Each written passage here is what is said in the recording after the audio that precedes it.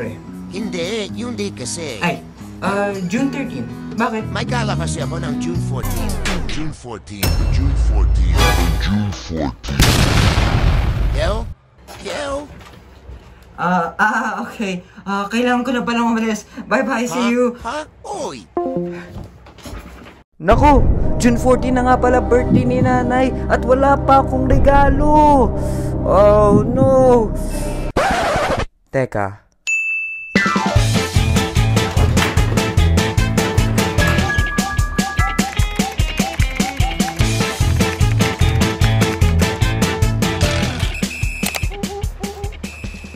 Yun!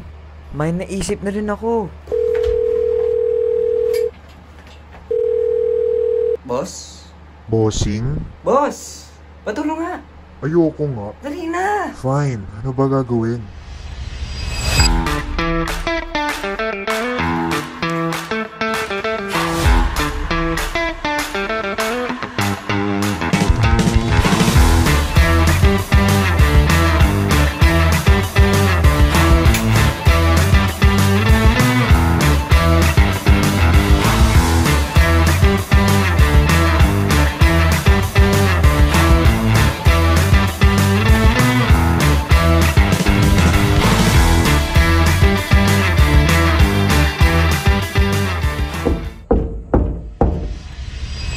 Give it a round of applause!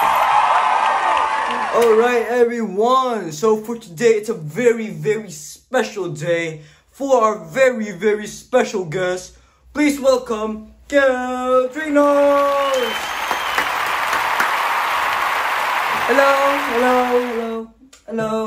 Hello, kumusta ka na? Okay naman. Mabuti naman. Narinig ko nga pala na birthday na ng lola mo sa June 14. Yes, may small celebration lang kami for her birthday. Ang saya naman nun. Ay, oo, sigurado yan. Ano nga ba pangalan ng lola mo, Kiel?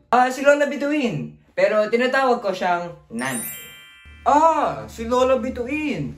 Ilang taon na ba si Lola Bituin ngayon? Magsi-66 na si nanay. Wow, galing naman malakas pa ba si Lola? Ay, oo, mas malakas nga sa'yo eh. Wow, grabe naman nun Pero, anyways, may mga katanungan kami para sa'yo tungkol sa iyong Lola. Handa ka na ba? Yes, handa na ako. Okay, sige. Para sa ating unang katanungan, sino nga ba si Nanay Bituin sa'yo? Para sa akin, Si nanay ay itinuturi ko ng parang isa sa aking mga magulang. Nang ako'y pinanganak, si nanay ay nag-alaga sa akin.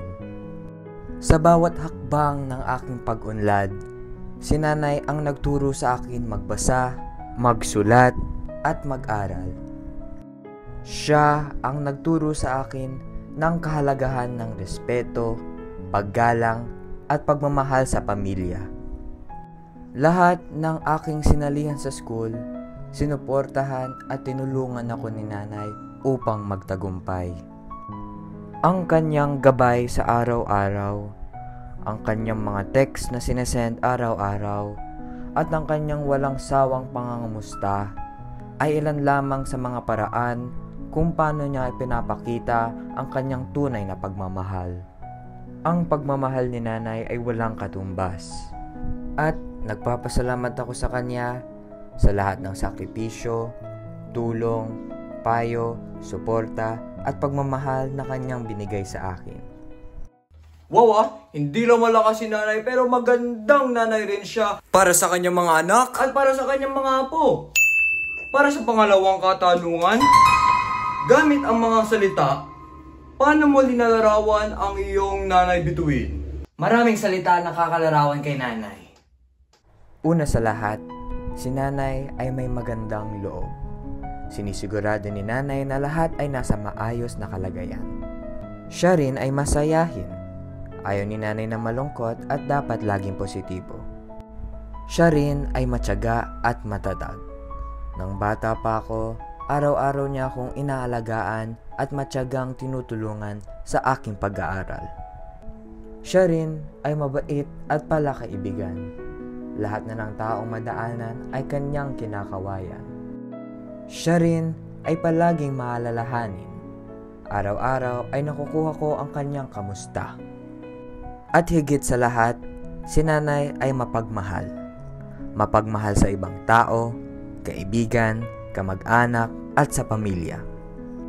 At ito ay ilan lamang sa mga salita na nakakalarawan kay nanay. Dami naman ah! Parang isang oras ka na sumasagot sa aking katanungan. At ang panghuling katanungan? Anong gusto mong sabihin sa iyong lola ngayon?